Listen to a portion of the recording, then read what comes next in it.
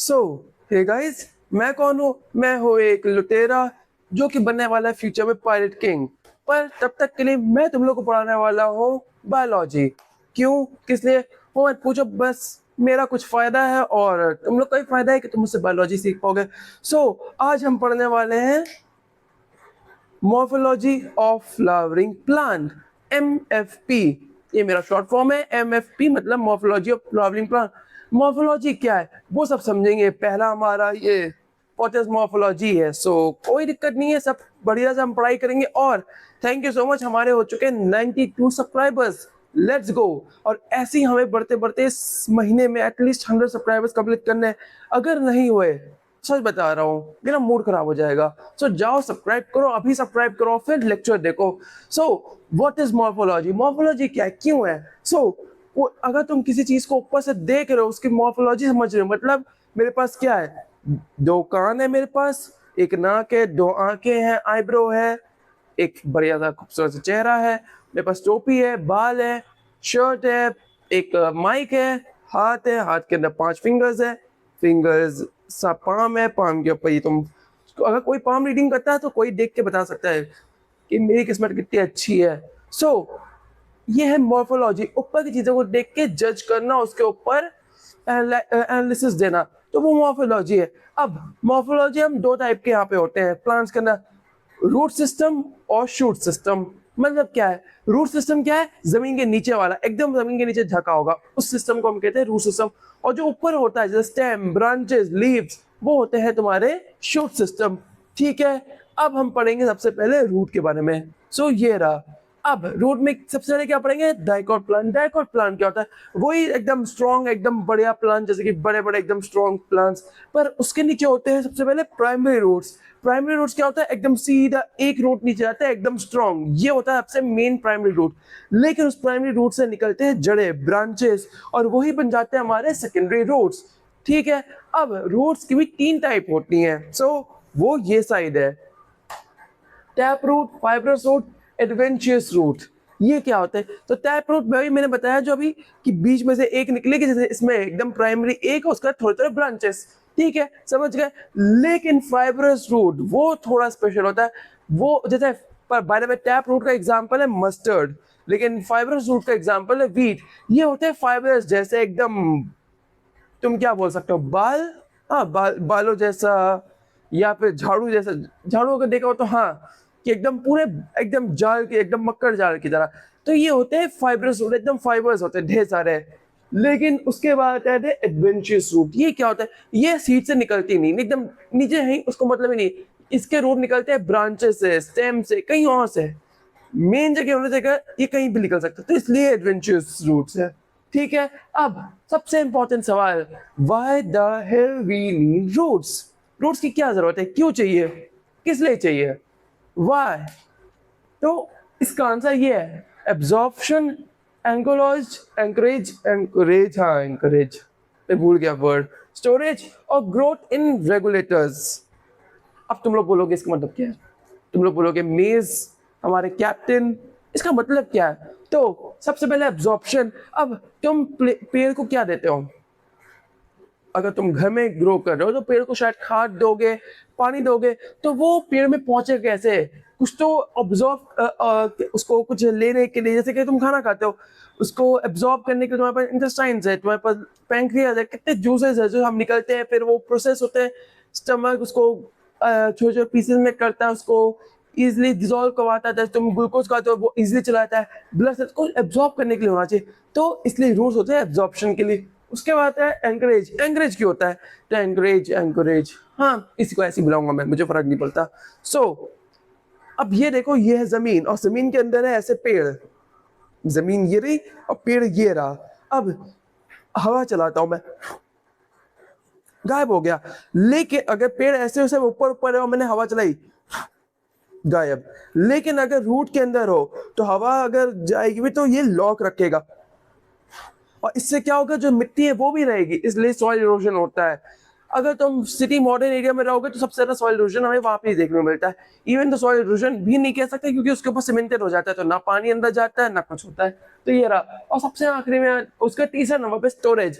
Storage क्योंकि वो जो न्यूट्रिएंट्स है, वो फूड है, वो स्टोर करता है, आराम से स्टोर कर सकता है। उसके बाद आता है ग्रोथ रेगुलेटर। ये रूट जो है कुछ हार्मोन्स बनाते हैं, प्लांट्स के लिए केमिकल्स, हार्मोन्स वो बनाते हैं, जैसे कि प्लांट बड़ा होता है, कुछ बौने रह जाते हैं, depending on which plant you are buying. So या ये रहा। अब अगर तुम्हें इसमें से कुछ भी लिखना हो तो लिख सकते हो, फिर हम आगे बढ़ते हैं। ये तो हो गया। अब वापस से ब्लैक बोर्ड को चेंज करते हैं और अब आता है तुम्हारा रीजन ऑफ रूट्स। रूट्स में कौन सा रीजन होते हैं? तो सबसे पहला आता है हमारा रूट कैप। ये क्या होता है? तो ये देख लो मेरे पास एक हैट है, वैसे ही और जब रूट नीचे की तरफ जाता है तो वो जो मिट्टी से टकराता है वो खोदते हो जाता है, तो वो रूट खराब ना हो जाए, तो इसलिए एक रूट कैप होता है, जिससे कि बाकी की चीजों को उसको नुकसान पहुंचे पर रूट को नुकसान ना पहुंचे। ठीक है, समझ गए से मुझे ये प्रोटेक्शन देता है। अब RMA, region of meristematic activity. हाँ, मेरिस्टेमेटिक एक्टिविटी, हाँ सही पढ़ा है।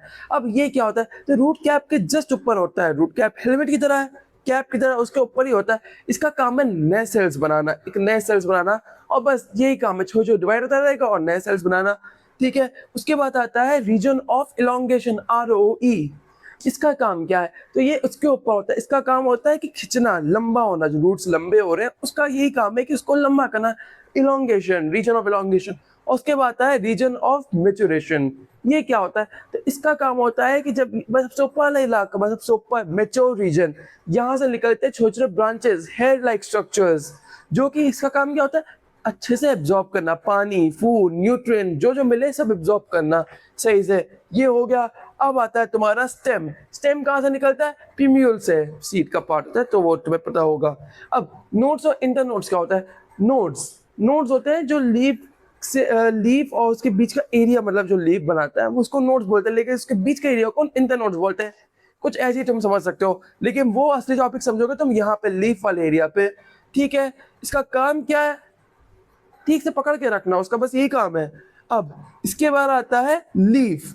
Axillary bud. एक्सिलरी बर्ड्स क्या होते हैं? तो कभी वो छोटे छोटे बर्ड्स देखे एकदम पॉइंट जैसे, जब नए पेड़ उगते हैं तो एकदम, तो हाँ वहां पे जो बर्ड्स होते हैं एकदम पॉइंटेड कोन टाइप, एकदम कांटे ऐसे, तो ये होते हैं एक्सिलरी बर्ड्स। और एक्ट्रोपीटल ऑर्डर, ये क्या होता है? तो ये कोई बहुत खतरनाक चीज नहीं है, सिंपल सी बात है। अब एक पेड़, अगर मैं मान लो मैं पेड़ हूँ, यहाँ सबसे पहले मैं यहाँ से उगा था, मतलब स्टार्टिंग में यहाँ से एक पत्ती होगी, तो यहाँ पे एकदम पुरानी वाली बड़ी पत्ती है, लेकिन मैं जितना ऊपर आ गया यहाँ पे होगी, हम सबसे ऊपर हेड है तो हेड पे होगी न्यू लीव्स, मतलब नई पत्तियां, छोटी पत्तियां। तो ये ऑर्डर मेंटेन करता है, नीचे पुरानी ऊपर नई, पर इन सबका काम क्या है? फोटोसिंथेसिस, बस खाना बनाना, दैट्स इट, हो गया, बस इतना सा ही काम है। अब parts of leaf, leaf base, petiole, lamina. तो लीफ बेस क्या होता है?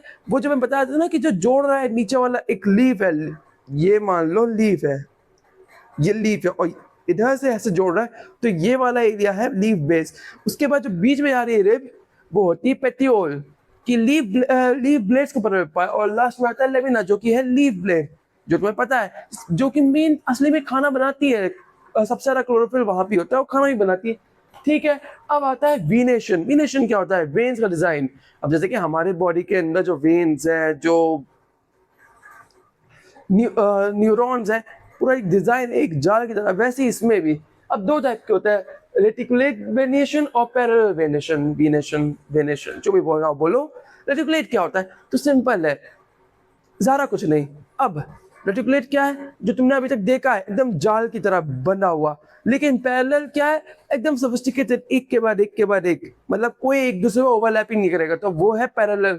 जैसे बनाना लीफ, बनाना लीफ अगर तुमने देखा हो तो एकदम पैरेलल होते हैं उसके वेन्स।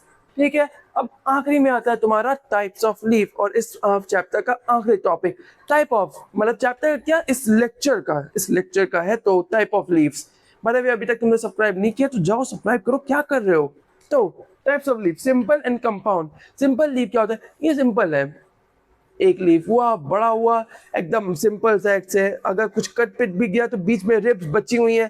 ठीक है, लेकिन कंपाउंड लीव्स ऐसे नहीं होते, ये बड़े लीफ से बनाते हैं छोटे छोटे लीफ, जो कि हम लीफलेट्स भी बोलते हैं, और ये थोड़े कॉम्प्लेक्स होते हैं। नॉर्मल लीव्स एक बार में खुश है, लेकिन कंपाउंड लीव्स थोड़े अजीब से होते हैं, लेकिन at the end of the day होते तो लीव्स ही हैं, एंड इनका काम भी सेम चीज होता है, पर सिचुएशन अलग अलग पे डिपेंड करती है। सो या दैट्स इट, हो गया, आज का लेक्चर कंप्लीट हो गया। हमने कितने पेजेस पढ़े हैं? हाँ, हमने 4 पेजेस कंप्लीट किए हैं, 4 पेजेस। और इस चैप्टर में है तुम्हारे पास टोटल 12 पेजेस। 4 पेजेस आज की, 4 पेजेस कल करेंगे और 4 पेजेस उसके बाद करेंगे और तुम्हारा चैप्टर कंप्लीट हो जाएगा। तो yeah that's it, that's all for today. See you on in the next video. Till then take care and goodbye. And yeah channel को सब्सक्राइब करना मत भूलना, वरना तुम जानते हो मेरा मूड खराब होगा, उसके बाद मैं किसी को तो बोल ही दूंगा तुम लोग की ख्याल लगाने के लिए। सो या दैट्स इट।